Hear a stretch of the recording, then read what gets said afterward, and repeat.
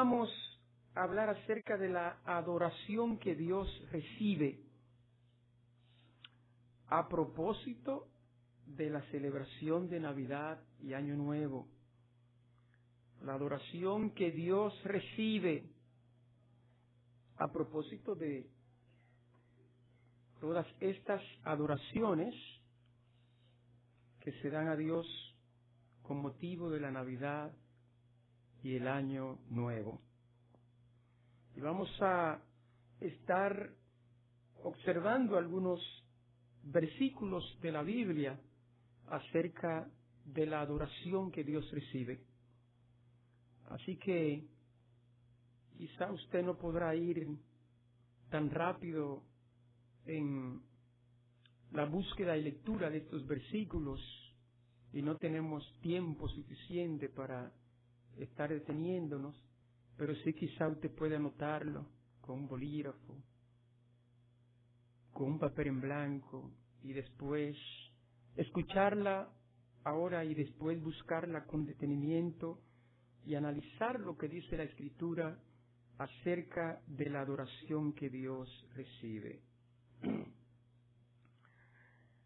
Es muy común escuchar en la actualidad a cristianos decir que el cristianismo no es una doctrina, sino una vida. Grupos de creyentes se reúnen y cuando se está hablando acerca del conocimiento de la verdad, de la doctrina de la Biblia, dicen, el cristianismo no es una doctrina, sino una vida. Pero como dice un autor, Louis Berkhof, en su libro Introducción a la Teología Sistemática, este dicho, aunque parece muy piadoso decir que el cristianismo es una vida, pero es una peligrosa falsedad. ¿Por qué?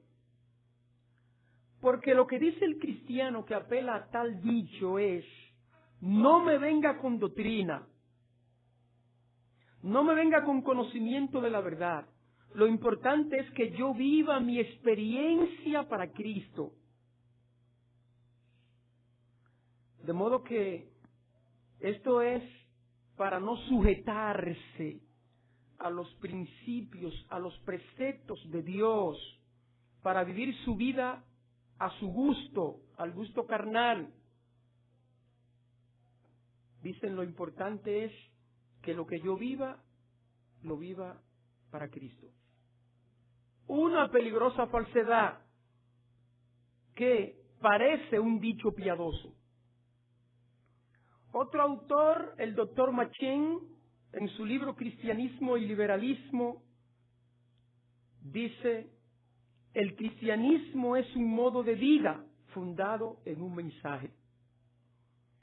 Es decir, no es mentira que el cristianismo es una vida, pero el cristianismo es una vida fundada en un mensaje, no una vida como tú quieras, a tu gusto, con tu propia experiencia personal. No, el cristianismo es una vida fundada en un mensaje. Y el Evangelio es la revelación de Dios en Cristo que nos llega en forma de verdad. De modo que la verdad la encontramos en la Biblia y solamente mediante un entendimiento adecuado del mensaje que ella contiene, podemos nosotros, los seres humanos, entregarnos personalmente a Cristo y ser participante de la nueva vida del Espíritu. De modo que la recepción de esa vida, de la vida cristiana, está condicionada por el conocimiento de la verdad. Por eso dice la Escritura, y conoceréis la verdad, y la verdad os hará libre.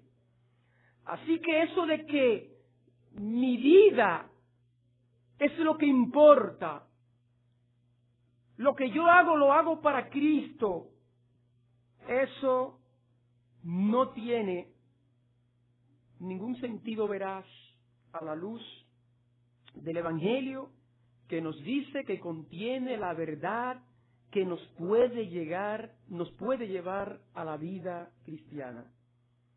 Vamos a ver algunas citas bíblicas que voy a leer y fueron tomadas de la versión latinoamericana del 1995. Juan 17:3. Voy a leer a Juan 17:3, 1 Timoteo capítulo 2 y versículo 4, Efesios capítulo 4 versículos 12 al 13 y 2 de Pedro 1:3. En primer lugar, Juan 17:3 dice: y esta es la vida eterna, conocerte a ti, único Dios verdadero, y al que tú has enviado, Jesús el Cristo. Aquí nos está diciendo que la vida es conocer. El conocimiento y la vida están enlazados. 1 Timoteo capítulo 2 y versículo 4 dice: pues el que quiere que todos los hombres se salven y lleguen al conocimiento de la verdad. Aquí está enlazando la salvación con el conocimiento de la verdad. Efesios capítulo 4 versículos 12 al 13 dice: así prepara a los suyos para las obras del ministerio en vista de la construcción del cuerpo de Cristo, hasta que todos alcancemos la unidad en la fe y en el conocimiento del Hijo de Dios y lleguemos a ser hombre perfecto con esa madurez que no es menos que la plenitud de Cristo. Aquí se nos está diciendo que lo que el Señor quiere y por lo cual envía sus ministros a la iglesia, los dones, es para que alcancemos la madurez, pero que esa madurez no se puede alcanzar sin el conocimiento del Hijo de Dios para llegar a la plenitud de Cristo. Y 2 de Pedro, capítulo 1 y versículo 3, nos dice: su poder divino nos ha dado todo lo que necesitamos para la vida y la piedad. En primer lugar, el conocimiento de aquel que nos ha llamado por su propia gloria y fuerza. ¿Qué necesitamos para la vida y para la piedad? Necesitamos muchas cosas, pero dice el apóstol Pedro, en primer lugar, lo que primero necesitamos es conocimiento de aquel que nos ha llamado para su propia gloria y fuerza. De modo que toda la Escritura nos habla de que la vida cristiana es una vida fundada en un conocimiento, de que hay una verdad y que hay que buscar esa verdad y vivir la verdad. Veamos otros versículos bíblicos. Oseas 4:6, Oseas 6:6 y Daniel 11:33. Oseas capítulo 4 y versículo 6 dice, sigo leyendo en la Biblia latinoamericana, dice: mi pueblo languidece por falta de conocimiento, y como tú has dejado que se perdiera el conocimiento, yo también haré que pierdas mi sacerdocio. Te has olvidado de mi ley, y también yo me olvidaré de tus hijos. Aquí vemos cómo habla de un pueblo anémico, languidece, perece por falta del conocimiento. Y dice, por cuánto has dejado que el conocimiento se pierda, ya tú no serás mi sacerdote, también perderá mi sacerdocio. ¿Quién es un sacerdote? Uno que ofrece a Dios. ¿Qué está diciendo Dios? No me ofrecerá, no recibo lo que tú me ofreces, porque no me está ofreciendo de acuerdo al conocimiento. Está claro que el Señor no recibe todo tipo de adoración, sino la adoración que viene según ha establecido Él por la verdad de la palabra. Oseas capítulo 6 y versículo 6 dice, porque me gusta más el amor que los sacrificios y el conocimiento de Dios, más que víctimas consumidas en el fuego. Daniel 11:33 dice, aquellos del pueblo que tengan conocimiento instruirán a muchos, pero serán perseguidos. Durante muchos días les tocará en suerte la espada y el fuego, el cautiverio y el pillaje. Y ciertamente esto es un mandato, una enseñanza, pero una profecía. Aquellos que buscan el conocimiento y que lo enseñan, que instruyen, son perseguidos. A espada incluso, fuego, cautiverio, pillaje. La gente no quiere que le digan la verdad, que le saca de su carnalidad y de sus gustos. Y lo persiguen. El que habla la verdad le es molesto a los demás porque ya viene a dañarnos el asunto. Viene a aguarnos la fiesta. Y no lo quieren a su lado. Veamos lo que enseña la Biblia en cuanto a la adoración. Deuteronomio capítulo 12, versículo 13. Deuteronomio 7, 5 y 6. Deuteronomio 12, 29 al 31. Éxodo 32, 1. Éxodo 32, 5 al 6. Vayamos a Deuteronomio capítulo 12 y versículo 13. Deuteronomio 12, 13 dice, tengan cuidado, oigan bien, de no ofrecer holocausto en cualquier lugar. Tengan cuidado, ¿eh? No ofrezcan holocausto, adoración, alabanza a Dios en cualquier lugar. Deuteronomio 7, 5 y 6.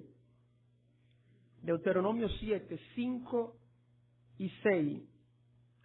Por el contrario, esto es lo que deben hacer. Derriben sus altares y hagan pedazos las imágenes. Arrasen sus bosques sagrados y quemen sus ídolos. Eres un pueblo consagrado a Yahvé, tu Dios. Yahvé te ha elegido de entre todos los pueblos que hay sobre la faz de la tierra para que seas su propio pueblo.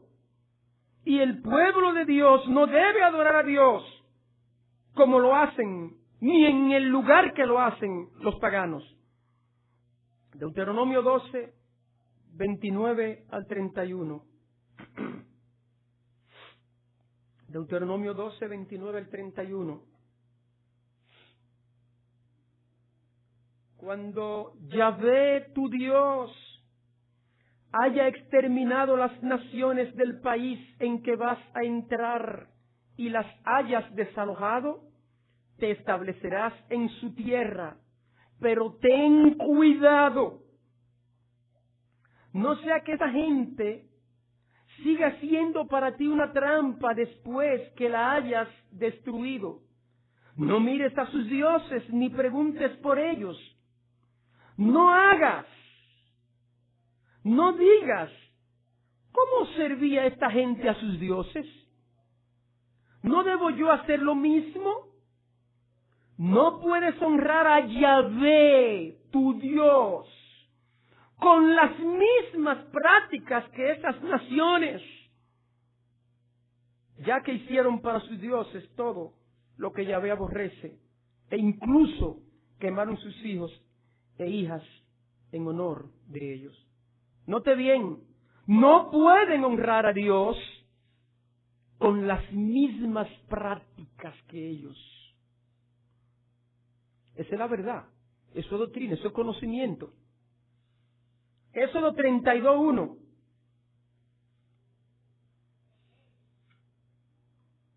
Moisés no bajaba del cerro y le pareció al pueblo un tiempo largo. Se reunieron en torno a Aarón, al que dijeron: fabrícanos un Dios que nos lleve adelante, ya que no sabemos qué ha sido de Moisés que nos sacó de Egipto. Versículos 5 y 6. Se lo mostraron a Aarón, al que edificó un altar delante de la imagen, y luego anunció: mañana habrá fiesta en honor a Yahvé. Al día siguiente se levantaron temprano, ofrecieron víctimas consumadas por el fuego y también presentaron sacrificios de comunión.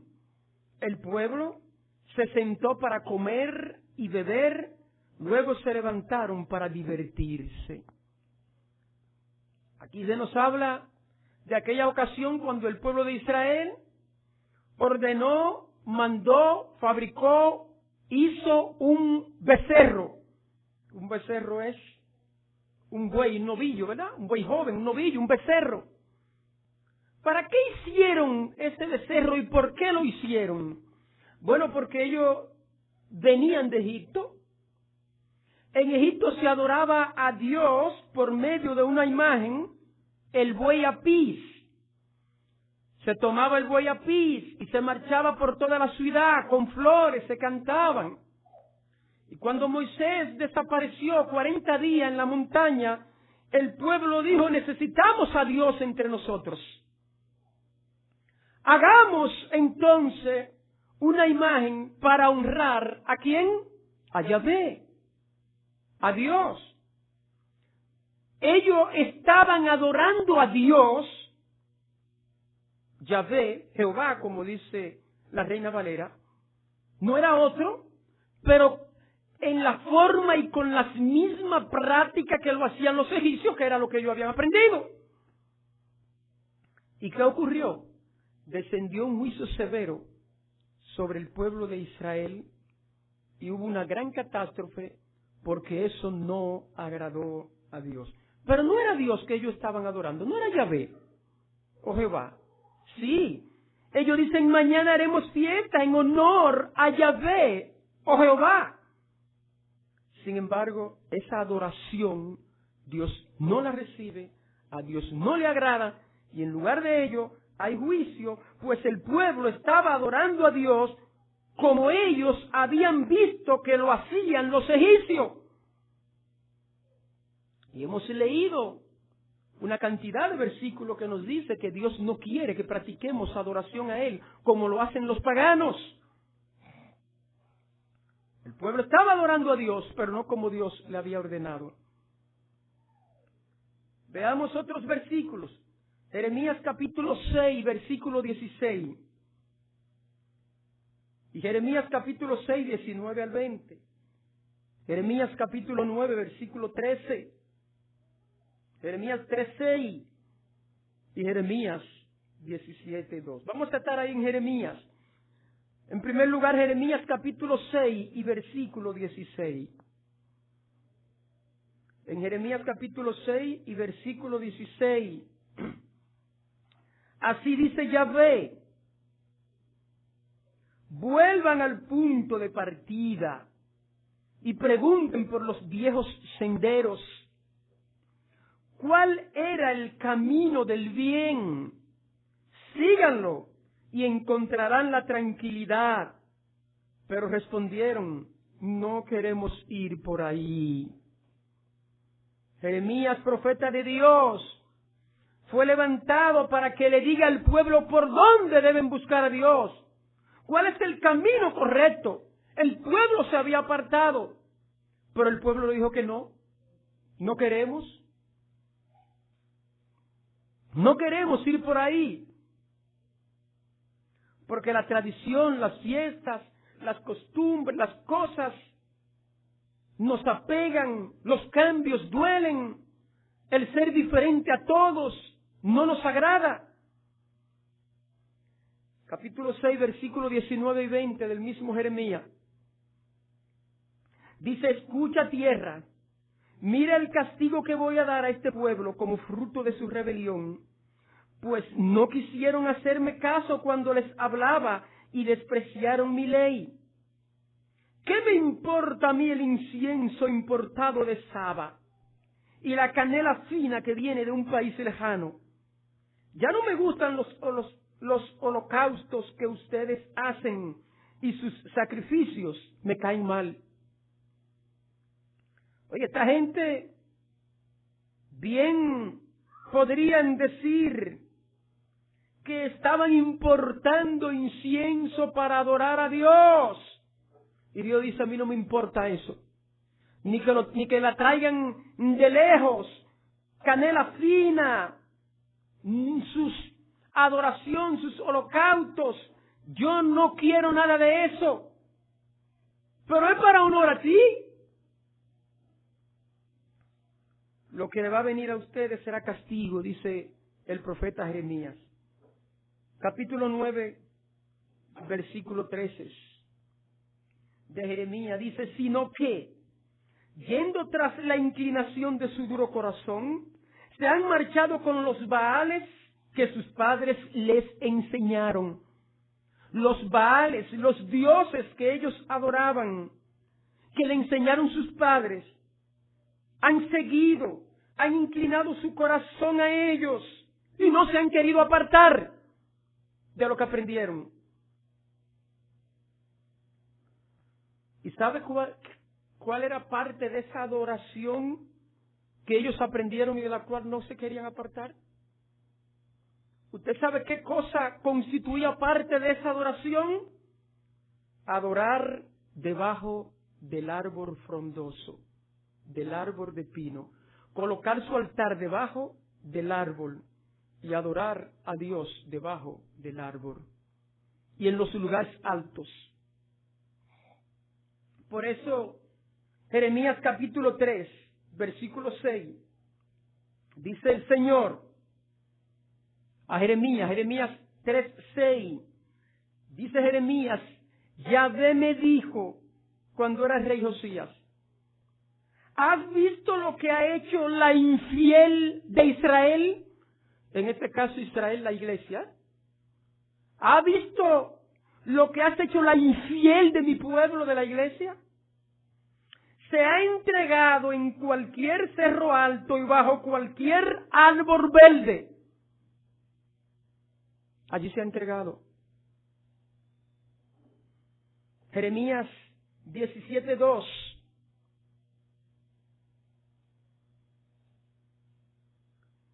Jeremías 17:2. Sus altares y sus postes sagrados lo recuerdan debajo de los árboles, en las lomas altas. De modo que esta gente buscaban árboles, esa era la tradición pagana, y debajo de los árboles hacían altar. Y estaban haciendo altar, y a veces di que para Dios. Y muchos dicen hoy en día: ¿qué importa? No importa, esto es para el Señor. Pues mira, sí importa. Dios dice que sí importa. Importa la forma, la práctica de cómo tú le adoras. Así que todo eso, modelo y práctica pagana, Dios no lo recibe. Dice la Biblia, dice Dios que no lo recibe. Honra en realidad a Cristo el Señor todas estas celebraciones y fiestas navideñas? Bueno, dicen mucho, lo único que estamos haciendo es aprovechando esta fiesta para la promoción de Cristo. Esto está bien, pero eso dicen ellos. ¿Pero qué dice la Escritura? ¿Qué hemos terminado de leer? La cosa no es tan sencilla. Debemos participar de las tradiciones paganas del mundo con la intención de cristianizarlas. Pero ya vemos que la Biblia dice que no.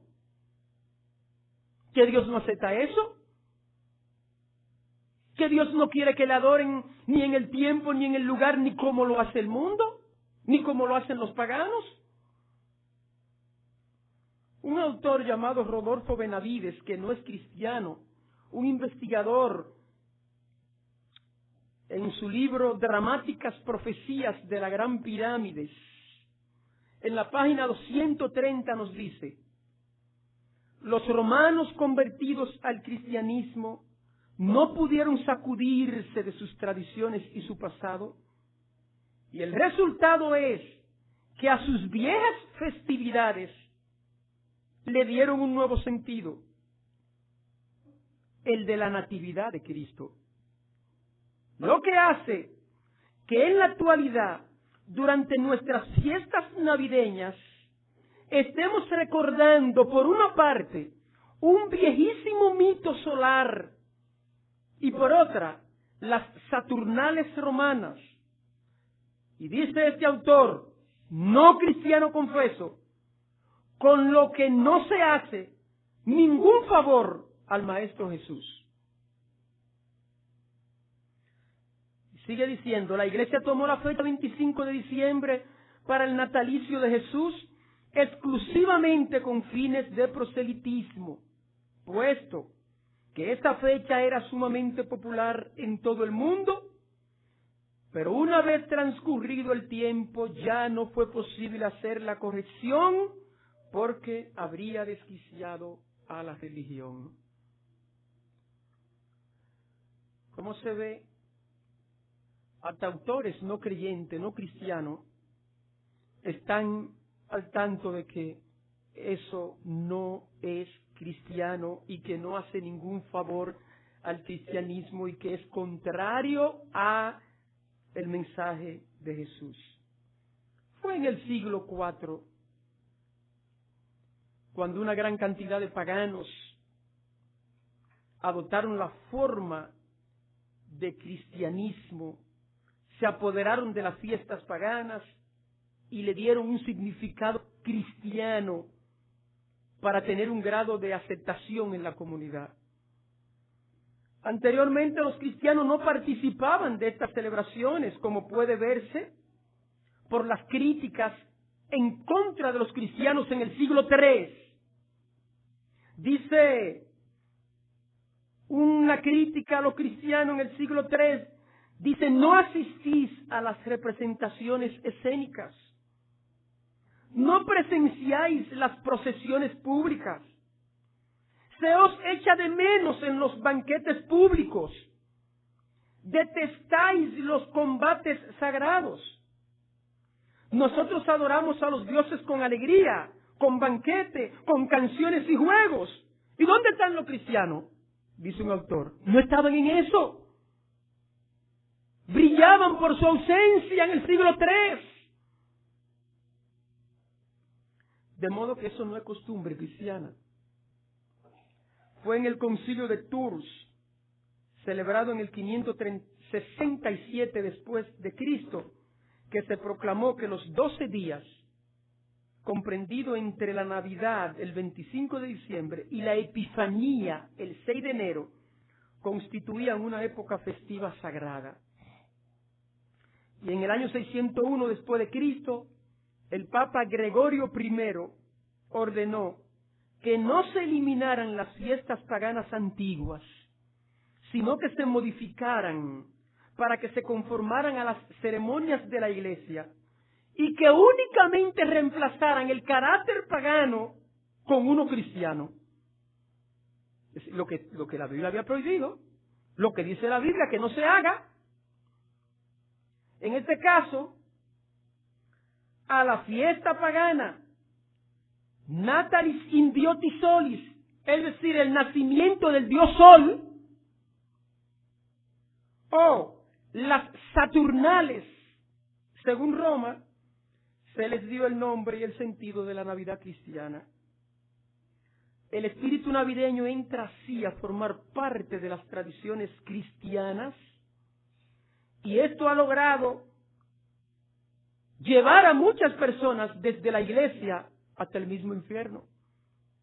Porque el espíritu de la Navidad es uno de los pocos espíritus que ha logrado ser adorado en los templos católicos y evangélicos, en los hogares cristianos. Es uno de los pocos que muchos creyentes no desean rechazar y reprenderlo y sacarlo de su casa. Templos cristianos con el altar debajo del árbol frondoso. Templo cristiano con la bola prendida, el dios Sol. Y se ve tan bonito que no quiere que le abren en contra de eso. La celebración del Año Nuevo, todo eso, el Año Nuevo tenía una fiesta dedicada al dios Jano. Se decía que el 1 de enero era un día dedicado al dios Jano y que había que recibirlo con fiesta, con alegría, con mucha comida para que el año sea una bendición. Janos, de ahí viene el latín Januarius y el inglés January. Eso es el dios Jano. De ahí las festividades de esperar el Año Nuevo hasta la 12 con fiesta, con banquete, porque esa es una práctica del dios Jano, una celebración de Jano, January. Todo eso ha pasado igual, cristianizado. Vuelvan, dice la Biblia, a la senda antigua. Pregunten cuál es la senda antigua y anden por ella. Hay una mejor manera de honrar a Cristo. Hay una mejor manera de honrar al Señor. Algunas personas que quieren honrar a Cristo piensan que pueden hacerlo durante la Navidad. Y según las costumbres navideñas, con luces, bolas brillantes, arbolitos, villancicos, Santa Claus, etc.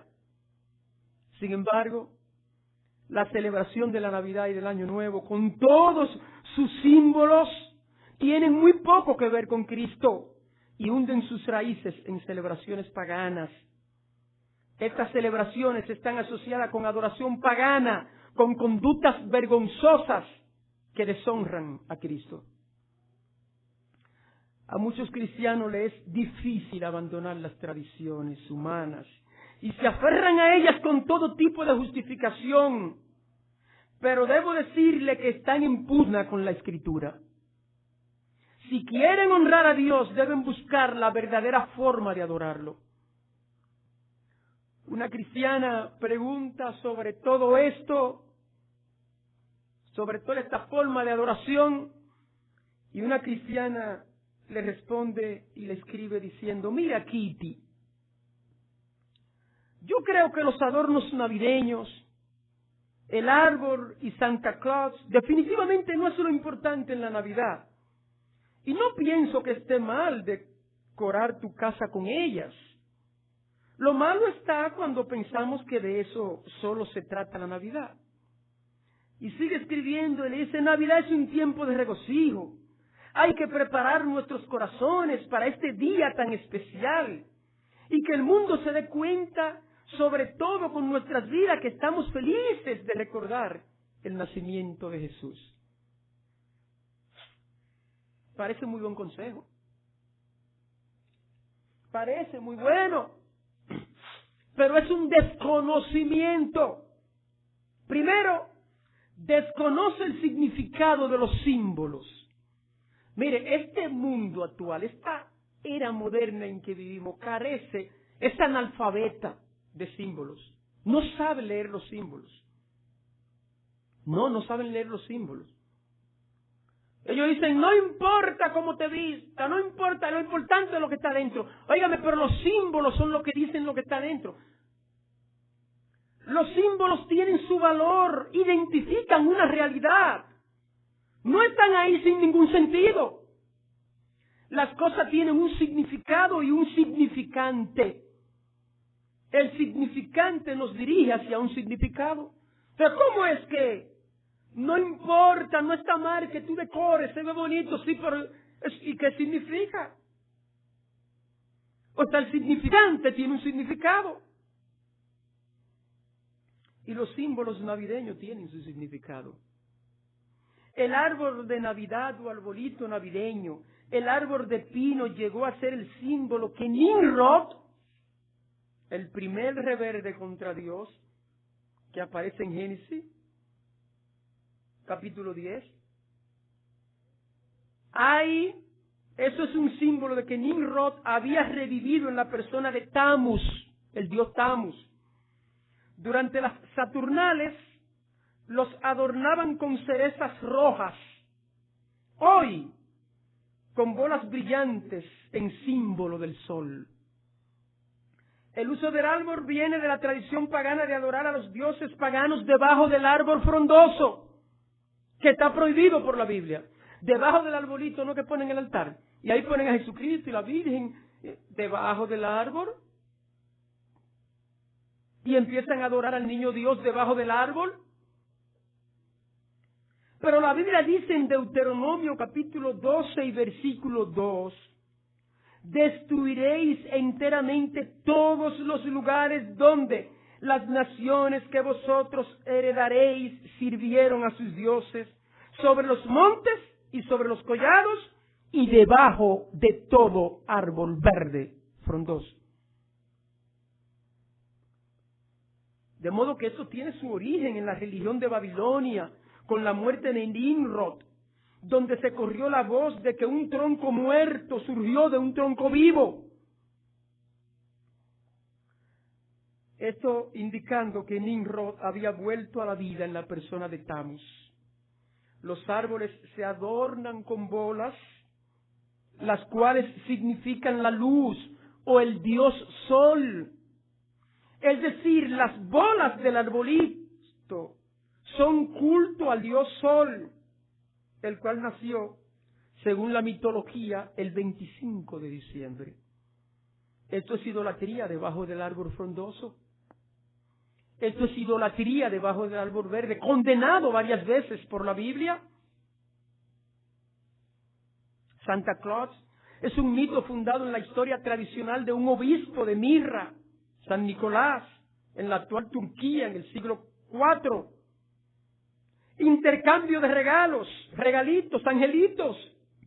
Esos intercambios de regalos son costumbres que también se llevaban a cabo en las fiestas del nacimiento del dios Sol y de las Saturnales romanas, que tienen su origen en el hecho de que cuando Nimrod murió, el cuerpo se partió en varios pedacitos y esos pedazos fueron enviados a todas las provincias en las cuales él dominaba.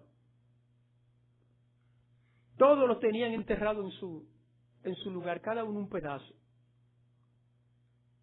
De modo que este consejo aparente desconoce lo que muchos cristianos desconocen. Por eso es que han quitado todos los símbolos cristianos de las iglesias y de todos los lugares. Porque no saben leer los símbolos. Ya nada parece una cosa cristiana. En segundo lugar,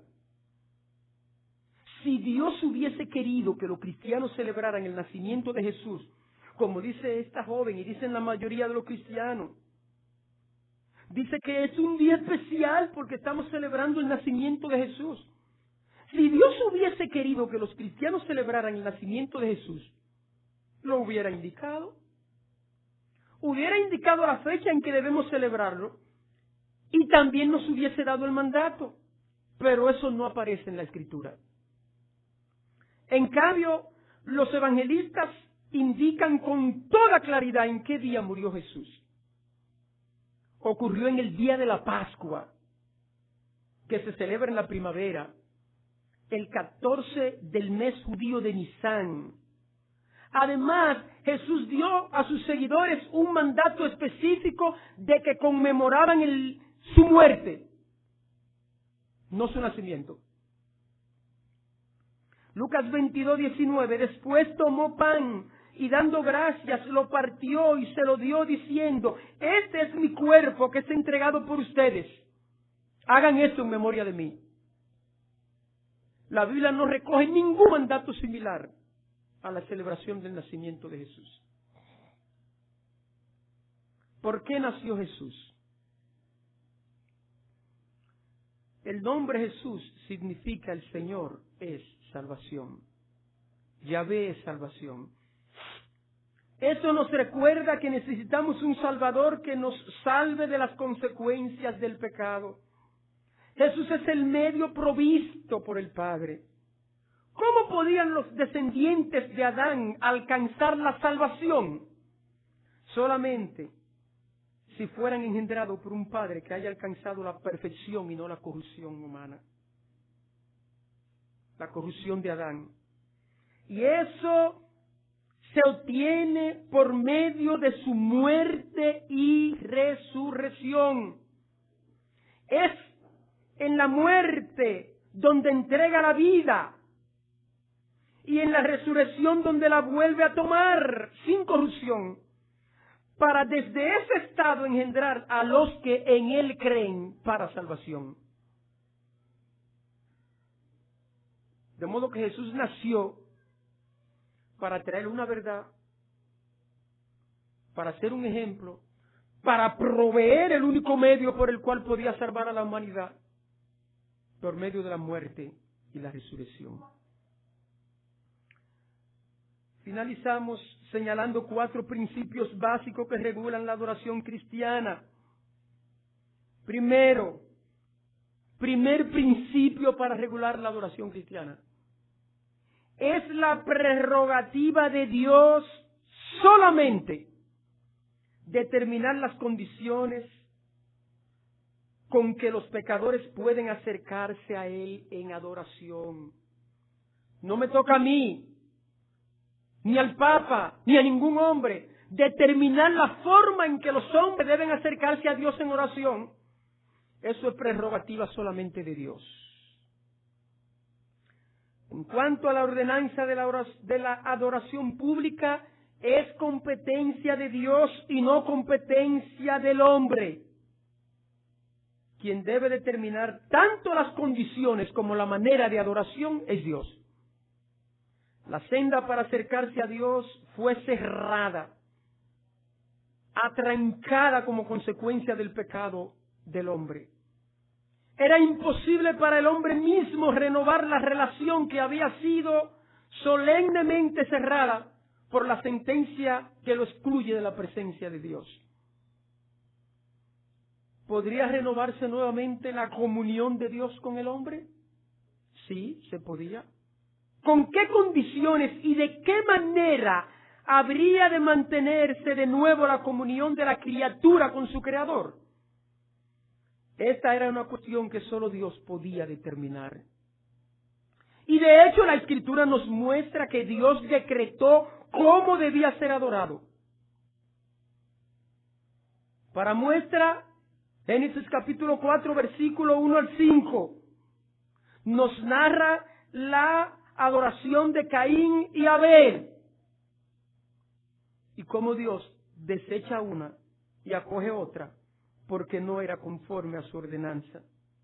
Éxodo capítulo 20, versículo 4 al 6, donde nos dice claro, no te harás imagen, ni ninguna semejanza de lo que esté arriba en el cielo, ni abajo en la tierra, ni en las aguas debajo de la tierra, no te inclinarás a ellas, ni las honrarás, porque yo soy Jehová, tu Dios, fuerte, celoso, que visito la maldad de los padres sobre los hijos, hasta la 3ª y 4ª generación de los que me aborrecen, y hago misericordia a millares a los que me aman y guardan mis mandamientos. De modo que es una arrogancia del hombre pensar que en asunto de determinar cómo se ha de adorar a Dios, Él tiene la última palabra. Segundo principio, la introducción de prácticas extrabíblicas en la adoración tiende inevitablemente a anular y a socavar la adoración establecida a Dios. Cualquier introducción de práctica extrabíblica en la adoración a Dios lo anula. Mateo 15, 3 y 8 y 9. Mateo 15, versículo 3, versículo 8, versículo 9 dice, respondiendo él les dijo, Jesús, ¿por qué también vosotros quebrantáis el mandamiento de Dios por vuestra tradición? Este pueblo de labios me honra, mas su corazón está lejos de mí, pues en vano me honran, enseñando como doctrinas mandamientos de hombres. Segunda de Reyes. Encontramos en Segunda de Reyes capítulo, no lo voy a leer, pero Segunda de Reyes capítulo 16, desde el versículo 10 al 18, encontramos cómo el rey Acá hizo levantar un altar en Damasco. Lo diseñó y lo describió conforme a un altar que había visto pagano. Y eso desagradó a Dios. O sea, usted ir a ver cómo está el altar de otro para fabricar un altar para adorar al Señor. Esta tendencia está ilustrada en las iglesias evangélicas actualmente. Las iglesias están imitando la forma de culto y los escenarios del mundo. Están yendo a ver cómo son los escenarios del mundo para ellos fabricar sus escenarios, sus altares. Ya no es altar, ahora es un anfiteatro. Al estilo del mundo. No hay que envidiarle nada. En tercer lugar, tercer principio, la sabiduría de Cristo y la suficiencia de las Escrituras se cuestiona añadiendo a la adoración elementos que no han sido designados por Dios. ¿Usted está cuestionando la sabiduría de Cristo? ¿Usted está cuestionando la inspiración y la suficiencia de la Escritura? Usted tiene que buscar cosas para ayudar. No es suficiente, como dice la Biblia. Dice John Owen lo siguiente. Hay tres cosas a las que se apela para justificar la observancia de tales ritos y ceremonias en la adoración a Dios. Primero, que tienden a aumentar la devoción en los adoradores. Segundo, que hacen la adoración más atractiva y hermosa. Y tercero, que preservan el orden en la celebración misma. Y por tanto, sobre esta base pueden ser instituidas o designadas por algunos y observadas por todos. Este razonamiento impugna la sabiduría de Cristo con todas nuestras debilidades, pecado y necedad. ¿Nos dejaría Cristo sin una guía adecuada en el importantísimo asunto de la adoración? Dice otro puritano, pues aquel que es la sabiduría del Padre, el resplandor de su gloria, la verdadera luz, la palabra de vida, sí, la verdad y la vida misma, ¿puede dar a su iglesia aquello que no ofrecería suficiente seguridad para la misma? De esa manera, tal razonamiento también impugna la suficiencia de la Escritura. Es decir, ¿cómo va Dios a dejar un asunto tan importante como la adoración en la mano de nosotros? Pecadores, llenos de maldad, que seamos nosotros quienes designemos la forma en que se debe adorar a Dios. No. Segunda Timoteo 3, 15 al 17 dice, y que desde la niñez has sabido las sagradas Escrituras, Segunda Timoteo 3, 15 al 17, las cuales te pueden hacer sabio para la salvación por la fe que es en Cristo Jesús.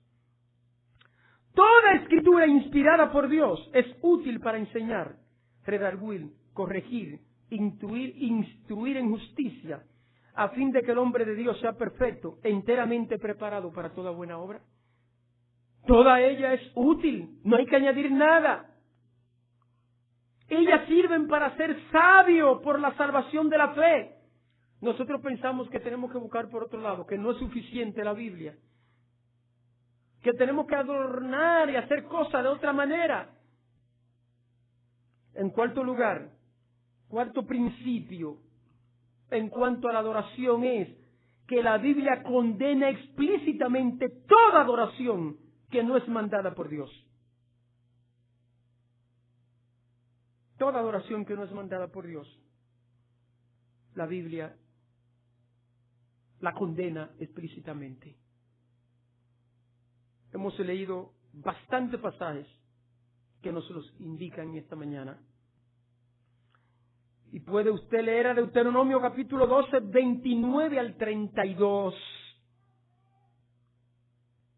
También puede leer a Colosenses capítulo 2 y versículo 23. Y puede leer a Levítico capítulo 10, versículos 1 al 3. En conclusión, como se puede ver a través de la historia, así como del estudio del libro sagrado de los cristianos, la Navidad no es un tiempo de honra y gloria para el cristianismo, sino un tiempo de vergüenza, donde se les da rienda suelta a todos los placeres mundanos, se practica la idolatría y se pretende dar honra a Dios por medio de las fiestas paganas. Pero Dios no recibe eso. No pierdas tiempo en eso. Eso es nulo. No está honrando a Cristo en nada de eso. Por muy bonito que parezca. Por más que usted lo quiera justificar, por entretenido que sea, eso es antibíblico, anticristiano. Y ningún cristiano debería participar de estas cosas. Ningún cristiano debe dar honor ni al dios Sol, ni a Nimrod, ni a ninguna de esas fiestas paganas, sino que debe tener su templo, que es su vida, su lugar, su casa, tenerlo limpio de todo ese espíritu de Navidad. Es un espíritu diabólico y mundano, perverso y que reclama sangre, que hay que sacarlo de la casa del creyente. Inclinemos nuestro rostro y que Dios nos ayude. Que el cristianismo es una vida, pero una vida fundada en la palabra de Dios. Gracias, Señor, por tu amor, por tu verdad, por tu palabra, porque tu palabra es verdad. Gracias porque tú has ordenado la forma en que debemos adorarte. Ayúdanos a adorarte conforme a la verdad bíblica. Gracias por tu palabra, por tu enseñanza. Ayúdanos a sacudirnos de las tradiciones del mundo y a ser fiel a tu palabra. Te lo pedimos en el nombre de Jesús. Amén.